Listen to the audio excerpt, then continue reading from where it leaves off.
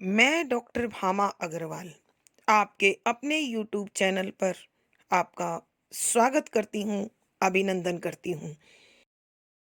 आइए बच्चों, आज हम गोस्वामी तुलसीदास जी द्वारा रचित कवितावली बाल कांड से प्रभु श्री राम के बाल रूप का गुणगान करते हैं। इन पदों में एक सखी अपनी दूसरी सखी को बता रही है कि आज वह सुबह अयोध्या में महाराज दशरथ के महल के सामने गई थी। उस समय महाराज दशरथ ने अपने पुत्र श्री रामचंद्र को अपनी गोद में ले रखा था और वह उन्हें गोद में लेकर बाहर निकल रहे थे। मैं तो उन्हें देखते ही हर प्रकार के दुख से मुक्त हो गई और उनकी सुंदरता को देखती रह गई। वो कहती हैं कि उनकी आंखें खंजन पक्षी के बालक के समान हैं और ऐसा लगता है मानो चंद्रमा में दो नीले रंग के कमल खिल गए हों। वो बताती हैं कि बालक रामचंद्र ने अपने पाँव में घुंघरू, हाथों में पहुंची और गले में मणियों की माला पहन रखी थी। उनके नीले कमल जैसे शरीर पर पीले रंग का झबला था और महाराज दशरथ ने उन्हें गोद में उठा रखा था। उनका चेहरा कमल के समान था और उनकी सुंदर आंखें, ऐसा लगता था मानो वह दो भंवरे हों जो कमल से पराग लेने आए हों।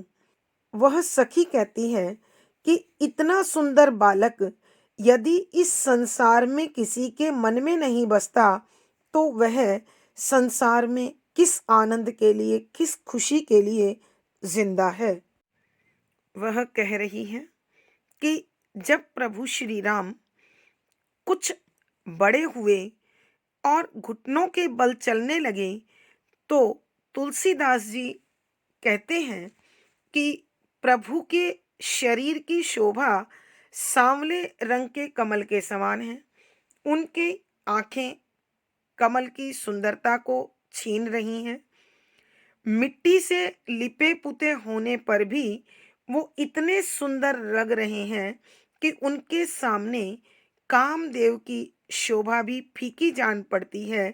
उनके छोटे छोटे दूध वाले दांतों में बिजली की चमक है और जब वो किलकारियां मारकर हंसते हैं तो महाराज दशरथ मन ही मन अत्यंत प्रसन्न हो जाते हैं और वो चाहते हैं कि प्रभु श्री राम अपने भाइयों के साथ उनके मन मंदिर में निवास करें।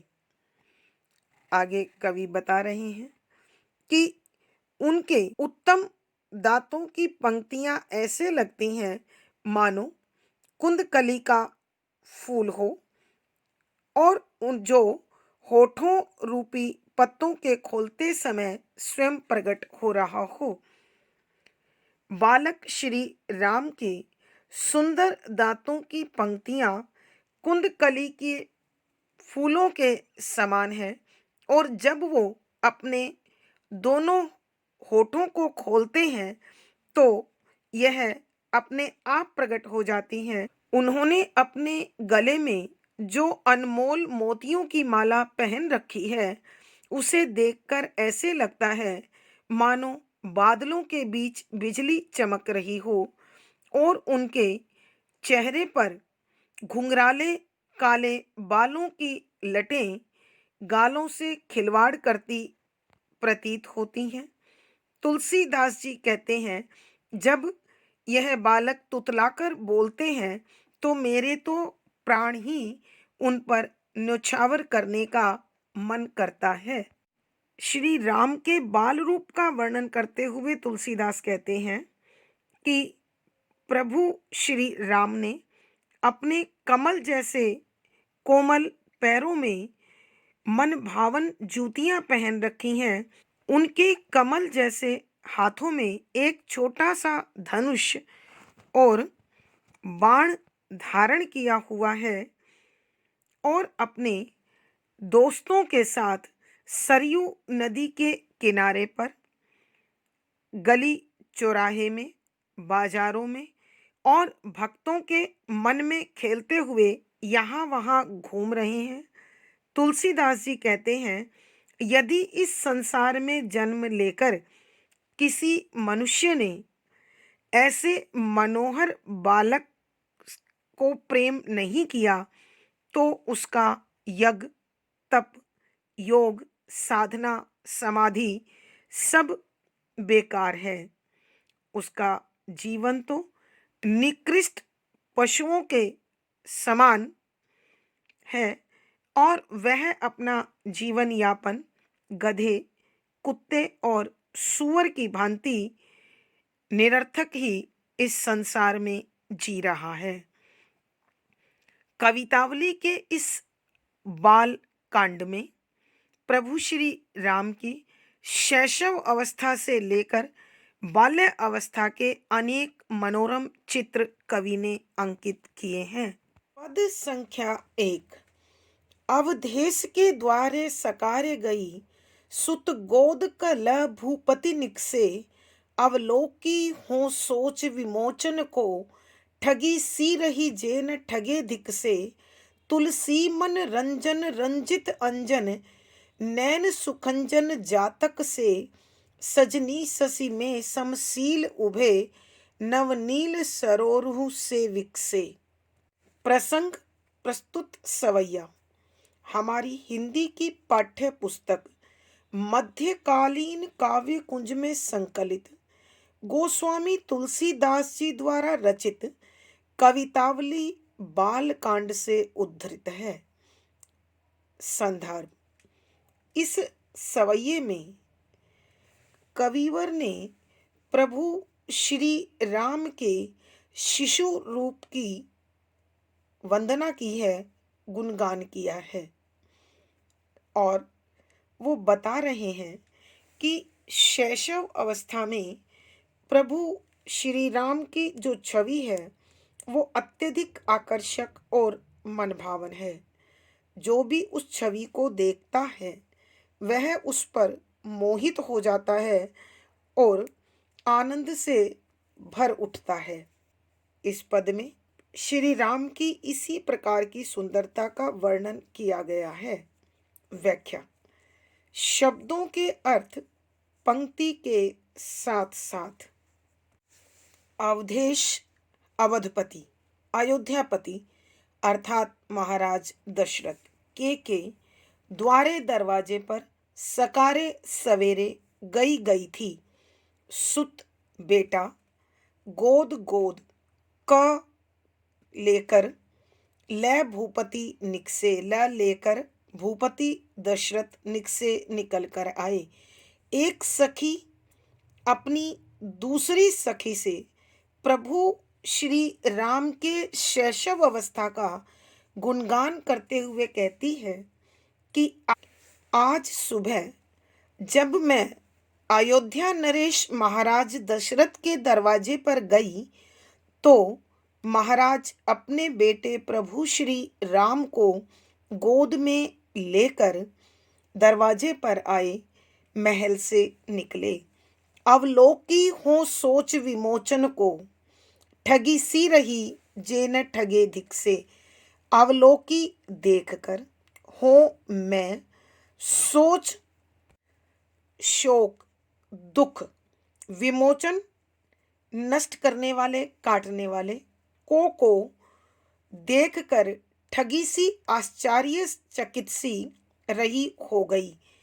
जे जो न नहीं ठगे आश्चर्यचकित नहीं होते, प्रभावित नहीं होते, धिक से उन्हें धिक्कार है कि जब मैंने उस कष्ट निवारक संकट मोचक बालक के दर्शन किए तो उसे देखकर मैं आश्चर्यचकित रह गई।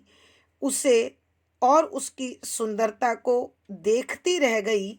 जो इस शिशु की सुंदरता से, उसके रूप से, उसके सौंदर्य से प्रभावित नहीं होते, उन्हें धिक्कार है। तुलसी मन रंजन रंजित अंजन, नैन सुखंजन जातक से। तुलसीदास जी कहते हैं, मन रंजन, मन रंजन अर्थात मन में बसने वाले, मन को आनंद देने वाले, रंजित लगा हुआ, अंजन काजल, नैन आंखें, कि उनकी बड़ी बड़ी खूबसूरत आंखों में काजल लगा हुआ था। सुखंजन जातक से, सु माने सुंदर या अच्छा, खंजन खंजन पक्षी, जातक पुत्र से के समान। तुलसीदास जी कहते हैं, प्रभु श्री राम की आंखें काजल से भरी हुई थी या उनमें काजल लगा हुआ था। उनके ये दोनों नयन आंखें खंजन पक्षी के बच्चे के समान मन को लुभाने वाली, अत्यंत आकर्षक थी। और यह बालक अपनी छवि से मन में बसने वाला, मन को आनंद देने वाला था। सजनी ससी में समशील उभे, नवनील सरोरुह से विकसे। सजनी है सखी, शशि चंद्रमा, में समशील समान सुंदरता के साथ, उभय दोनों, नव नील नीले रंग का नवीन कमल, सरोरुह सर तालाब, आरूह उस पर स्थापित, सरोरु का अर्थ होता है कमल, से के समान, विकसे विकसित हो गए हों, खिल गए हों। कि हे सखी, जब मैंने प्रभु श्री राम की इन दोनों आँखों को देखा तो ऐसा लगा मानो उनके चेहरे रूपी चंद्रमा में दो नए सौंदर्य से भरे एक जैसे नीले रंग के कमल विकसित हो गए हों। कहने का भावार्थ यह है कि बालक अथवा शिशु प्रभु श्री राम की आंखें अत्यंत मनमोहक थी। एक बार फिर बच्चों इस पद की व्याख्या कर रही हूँ, सुनिए। एक सखी अपनी सखी को शिशु श्री राम की सुंदरता का वर्णन करते हुए कहती है कि आज जब मैं सुबह अयोध्यापति महाराज दशरथ के दरवाजे पर गई तो वो अपने बेटे श्री राम को गोद में लेकर महल से बाहर आए, और जब मैंने उस संकट मोचक, शोक मिटाने वाले शिशु रूप को देखा तो मैं हैरान होकर उसकी सुंदरता को देखती रह गई। जो इस सौंदर्य से प्रभावित नहीं होते, मैं समझती हूँ उन्हें धिक्कार है। तुलसीदास जी कहते हैं कि इस शिशु की आंखें मन में निवास करने वाली, खंजन पक्षी के बच्चे के समान कोमल, काजल लगी हुई अत्यंत आकर्षक थी। ऐसा लग रहा था मानो चंद्रमा में दो नीले रंग के कमल समान रूप से विकसित हो गए हों, खिल गए हों। अर्थात प्रभु श्री राम के चेहरे पर दोनों आँखों की सुंदरता अत्यंत मनमोहक, मनभावक बन गई थी। भावार्थ, इन पदों में कवि कहना चाहते हैं कि प्रभु श्री राम अपनी शैशव अवस्था में ही अत्यंत आकर्षक, मनमोहक और शोक निवारक बने हुए थे। विशेष प्रभु श्री राम के शिशु रूप का मनोहारी वर्णन है। शुद्ध साहित्यिक ब्रज भाषा का प्रयोग है। वात्सल्य, रस, प्रसाद अथवा माधुर्य दोनों गुण लिखे जा सकते हैं। यहाँ सवैया छंद का प्रयोग है। दृश्य बिंब है। गेय शैली और संगीतात्मकता है। इस पद में बच्चों द्वारे, सकारे, अनुप्रास अलंकार, धिक से, ठगी सी, जातक से, सरोरुह से उपमा अलंकार, मन रंजन, रंजित अंजन, पदमैत्री अलंकार। यानी इस पद में अनुप्रास, उपमा, पदमैत्री आदि अलंकारों का सुंदर सटीक प्रयोग हुआ है। पद संख्या 2। पग नूपुर ओ पहुंची कर कंजनी, मंजू बनी मनी माल हिये, नव नील कलेवर पीत झंगा, झलकई पुल कई नृप गोद लिए, अरविंदु सो आननु रूप मरंदु, आनंदित लोचन भृंग पिए, मन मोन बस्यो अस बालकु जो, तुलसी जग में फलु कौन जिए। प्रसंग पूर्ववत। संदर्भ, इस पद में कवि प्रभु श्री राम के बाल रूप का चित्रण कर रहे हैं कि शिशु राम अब थोड़े से बड़े हो गए हैं और वह अत्यंत कोमल और मनमोहक है, जिसका वर्णन करते हुए कवि लिखते हैं कि व्याख्या, शब्दों के अर्थ पंक्ति के साथ साथ।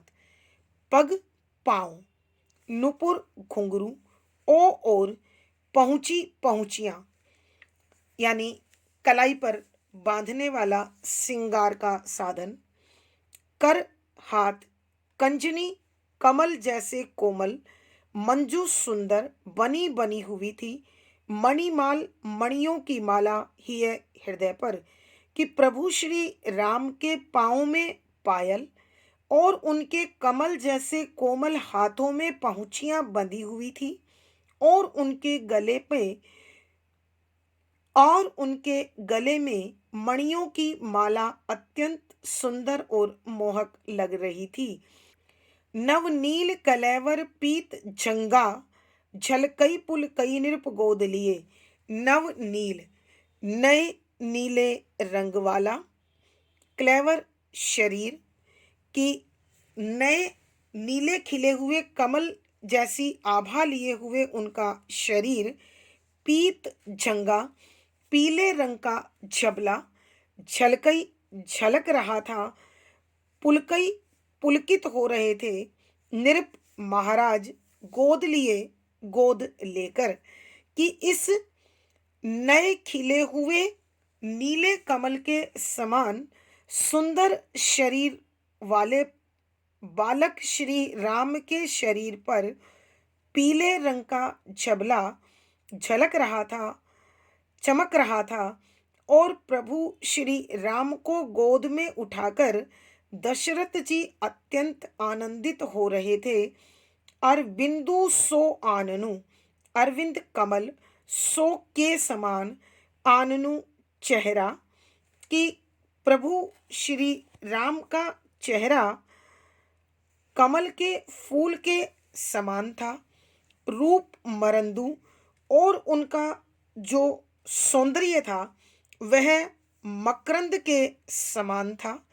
आनंदित लोचन, आनंदित आनंद से भरकर, लोचन आंखें, भृंग भ्रमर पिए पी रहे हों, कि उनके चेहरे पर जो दो आंखें थी वो अत्यंत आनंदित और पुलकित नजर आ रही थी।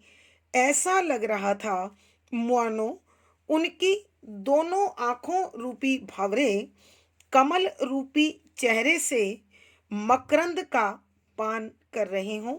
मनमो न बस्यो अस बालकु, मनमो मन के अंदर, न नहीं बस्यो निवास करता है, अस इस प्रकार का, बालकु बालक, जो तो तुलसी तुलसीदास जी, जग में संसार में, फलु फल परिणाम, कौन जिए, किस परिणाम के कारण वो इस संसार में जीवित है, अर्थात उन्हें अपने जीने का कोई लाभ अथवा कोई फल प्राप्त नहीं होता है।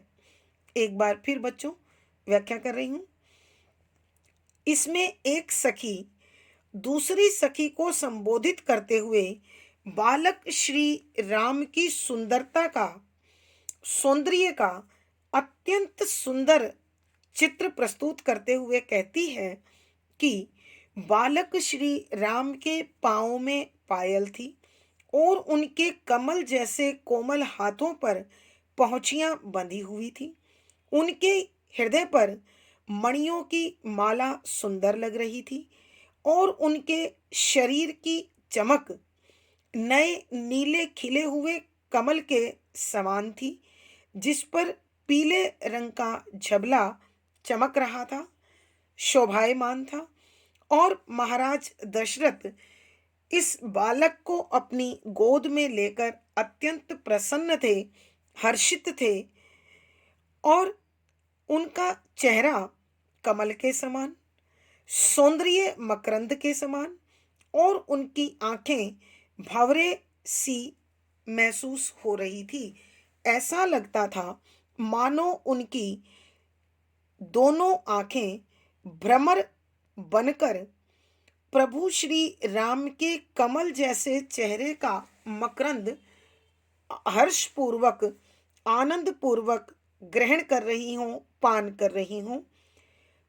मन में न बसो अस बालकुजो, कि यदि इतना सुंदर, आकर्षक, मनमोहक और शोक मिटाने वाला बालक किसी के मन में नहीं बसता, तो फिर तुलसीदास जी पूछते हैं कि इस संसार में जीवित रहने का उसे क्या फल प्राप्त हो रहा है, अर्थात उसका इस संसार में जीने का कोई लाभ नहीं है।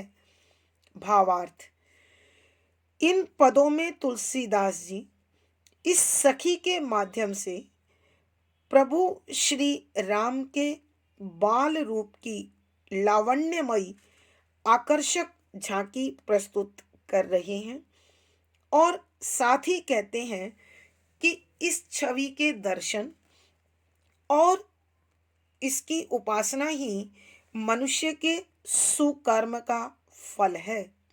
विशेष यहाँ बालक राम के संपूर्ण सौंदर्य का वर्णन किया गया है।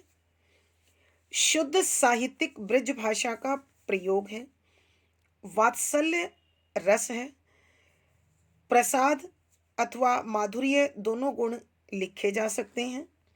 सवैया छंद है, गेय शैली है, दृश्य बिंब है। इस पद में अनुप्रास, उल्लेख, उपमा, रूपक, प्रश्न आदि अलंकारों का सुंदर सटीक प्रयोग हुआ है। पद संख्या 3। तन की दुति श्याम सरोरुह लोचन, कंजकी मंजुलताई हरे, अति सुंदर सोहत धूरी भरे, छवि भूरी अनंग की दूरी धरे, दम के दंतियां दुति दामिनी, जो किल कई कल बाल विनोद करई, अवधेश के बालक चारि सदा, तुलसी मन मंदिर में बिहरे। प्रसंग पूर्ववत। संदर्भ, यहाँ इस सवैये में कविवर तुलसीदास जी ने महाराज दशरथ के चारों पुत्रों को देखकर मन में उठने वाले भावों को अत्यंत आकर्षक रूप में चित्रित किया है और साथ ही वो चाहते हैं कि ये चारों भाई सदा तुलसीदास के हृदय में निवास करें और वहीं खेल खेलें। अपने इन्हीं मनोभावों को स्पष्ट करते हुए कविवर लिखते हैं कि व्याख्या, पंक्तियों के साथ साथ शब्दों के अर्थ। तन शरीर की दुति चमक, श्याम सांवली, सरोरुह कमल, लोचन आंखें, कंज कमल की मंजुलताई सुंदरता, मनोहर स्वरूप, हरई हरती है। प्रभु श्री राम के शरीर की चमक श्याम वर्ण वाले सांवले रंग वाले कमल के समान है और उनकी आंखों की सुंदरता कमल से भी अधिक कोमल और सुंदर है। अति सुंदर सोहत धूरी भरे छवि भूरी अनंग की दूरी धरे अति अत्यधिक सुंदर आकर्षक सोहत सुशोभित होती है। धूरी धूल अथवा मिट्टी भरे भरे हुए छवि सौंदर्य भूरी बहुत अधिक ज्यादा अनंग कामदेव की दूरी दूर धरई धरती है कि ये बालक घुटनों के बल चलने के कारण मिट्टी से धूल से भरे हुए हैं और ये इतने अधिक सुंदर लग रहे हैं, इतने अधिक आकर्षक लग रहे हैं कि उनके सामने तो कामदेव की अंतहीन सुंदरता भी परे दिखाई देती है, दूर दिखाई देती है। अर्थात कहने का भाव यह है कि मिट्टी से लिपे पुते प्रभु राम इतने आकर्षक हैं कि कामदेव भी उनके सामने फीके जान पड़ते हैं। दमकई दंतियां दुति दामिनी, दमकई चमक रही थी, दंतियां छोटे छोटे दांत, दुति चमक, दामिनी बिजली विद्युत, जो जैसे ही किलकई किलकारियां मारते हैं, कल सुंदर बाल बालक विनोद करें, मनोरंजन करें, खेलें। कि कवि कहते हैं जब ये चारों बालक किलकारियां मारते हुए अनेक प्रकार की बाल लीलाएं करते हैं तो उनके छोटे छोटे दूध वाले दांत इस प्रकार चमकते हैं मानो अनेक बिजलियां एक साथ चमक रही हो। अवधेश के बालक चारी सदा, अवधेश अवध के स्वामी अर्थात प्रभु श्री राम के बालक बच्चे चारी चार सदा हमेशा तुलसी तुलसीदास जी मन मंदिर मन रूपी मंदिर में बिहरे बिहार करें खेलें। कि तुलसीदास जी यह कामना करते हैं, यह प्रार्थना करते हैं कि महाराज दशरथ के ये चारों बालक हमेशा उनके मन रूपी मंदिर में विहार करें और खेल खेलते रहें, उनके हृदय में निवास करते रहें। एक बार फिर बच्चों व्याख्या कर रही हूं, ध्यान से सुनिए। कवि तुलसीदास जी प्रभु श्री राम और उनके चारों भाइयों के बाल रूप का चित्रण करते हुए कहते हैं कि प्रभु श्री राम के शरीर की चमक श्याम वर्ण वाले सांवले रंग वाले कमल के समान है। लोचन कंज की मंजुल ताई हरे, कि उनकी आंखें कमल की सुंदरता का हरण करती हैं, अर्थात उनकी आंखें कमल से भी अधिक कोमल और सुंदर हैं। अति सुंदर सोहत धूरी भरे छवि भूरी अनंग की दूरी करे। कि ये बालक घुटनों के बल चलने के कारण मिट्टी से भरे हुए इतने अधिक आकर्षक और सुंदर लग रहे हैं कि कामदेव की सुंदरता भी उनके सामने क्षीण है, फीकी है, बेजान है। दमकई दंतियां दुति दामिनी, जो किलकई कल बाल विनोद करे। कि जब ये बालक किलकारियां मारते हुए खेलते हैं, प्रसन्न होते हैं, तो इनकी छोटी छोटी दूध वाली दांत अथवा इनके छोटे छोटे दूध वाले दांत इस प्रकार चमकते हैं मानो अनेक बिजलियां चमक रही हो। अवधेश के बालक चारी सदा तुलसी मन मंदिर में बिहरे। कि तुलसीदास जी यह कामना करते हैं कि महाराज दशरथ के ये चारों बालक तुलसीदास के अथवा उनके मन रूपी मंदिर में हमेशा के लिए निवास करें, विहार करें और वहाँ खेलें। भावार्थ। कवि के कहने का भावार्थ यह है कि प्रभु श्री राम अपने भाइयों सहित उनके हृदय में निवास करें और उन पर अपनी कृपा बनाए रखें। विशेष यहाँ प्रभु श्री राम और उनके भाइयों के बाल रूप का वर्णन हुआ है। शुद्ध साहित्यिक ब्रज भाषा का प्रयोग है। वात्सल्य रस, माधुर्य तथा प्रसाद गुण है। सवैया छंद है। गेय शैली और संगीतात्मकता बनी हुई है। दृश्य बिंब है। इस सवैये में अनुप्रास, उपमा, रूपक, अतिशयोक्ति, प्रतीप आदि अलंकारों का सुंदर सटीक प्रयोग हुआ है।